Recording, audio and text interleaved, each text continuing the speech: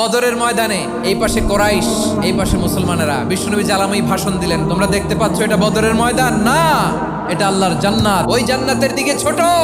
বিশ্বনবীর কথা শোনা মাত্র সাইয়েদনা উমাইর ইবনুল হুমাম বললেন বাখ বাখ, মানে চমৎকার। বিশ্বনবী বললেন মা ইয়াহমিলুকা আলা কওলিকা বাখ বাখ ইয়া উমাইর, আমার এই কথা শুনে তুমি কেন বললা বাখ বাখ?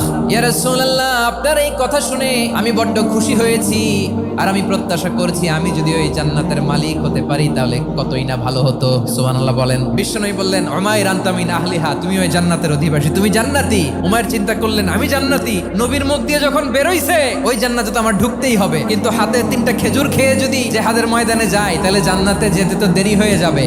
এই চিন্তা আসা মাত্রই খেজুর 3টাকে তিনি ছুঁড়ে মারলেন, তলোয়ার বের করে আল্লাহু আকবার বলে বদরের ময়দানে ঝাঁপিয়ে পড়লেন। আল্লাহর শত্রুদেরকে কচুকাটা করে এক পর্যায়ে শাহাদাতের সুধা পেয়ে নিজেও জান্নাতি হয়ে গেলেন। পড়েন সুবহানাল্লাহ।